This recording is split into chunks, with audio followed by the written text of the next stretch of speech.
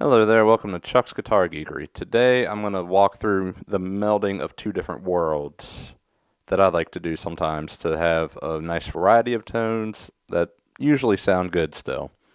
And that's digital and analog tube warmy, mushy, saturated goodness. As you see, I have a Line 6 HD Pod. You can also do this with any of their like HD 300, 500, 400, pretty much any digital type modeling that allows you to turn the power amp and cab simulation off. I run it so it's just the preamp out of the digital modeling into the effects return or power amp in of a tube amp.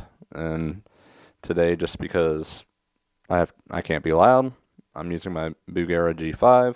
I can't remember what kind of power tube it is. It's a weird one, but it's a tube power amp nonetheless. I might as well just jump in. I'm going to start with a Plexi type model.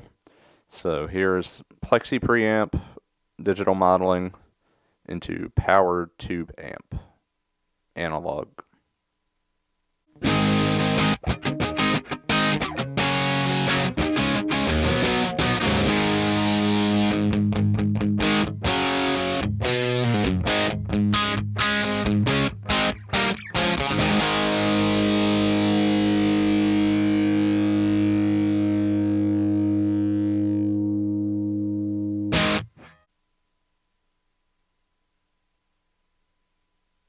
Next, I will go through an all-digital signal of Plexi preamp, power amp, cab, but all digital.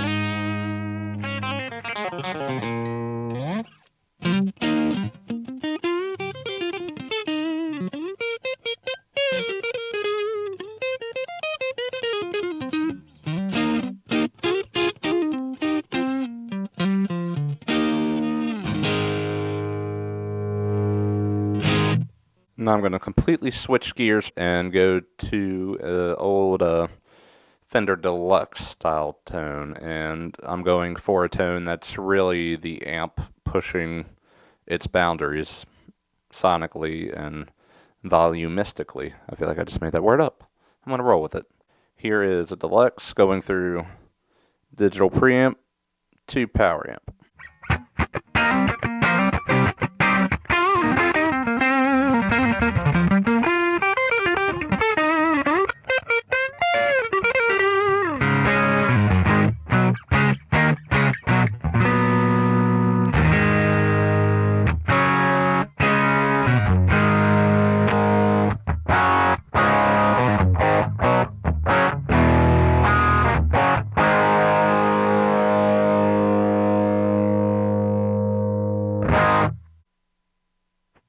And now for the all-digital preamp, power amp, cab sim, etc. of a vintage deluxe cranked amp.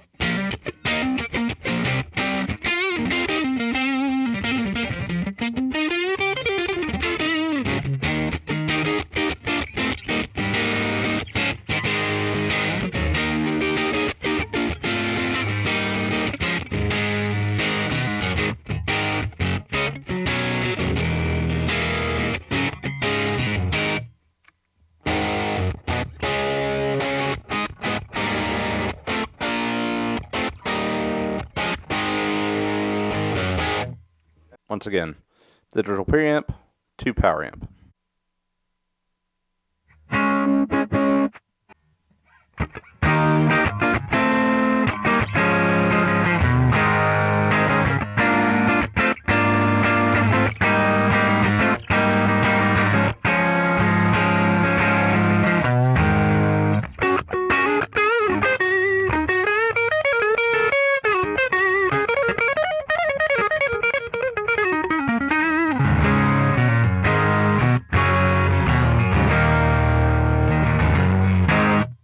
And once again, the digital preamp, power amp, whole kit and caboodle.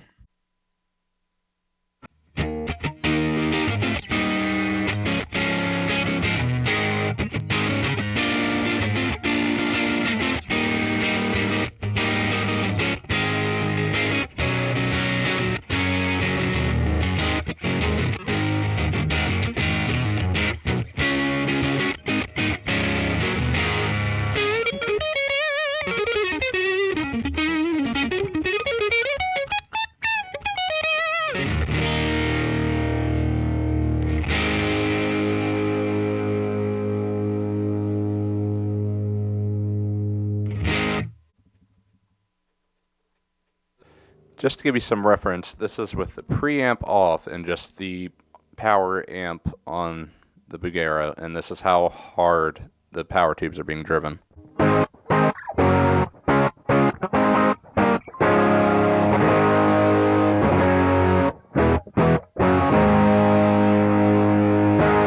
So that's how saturated the power tubes are right now compared to the emulation of saturated power tubes in the digital world. So for reference, here's the preamp back on.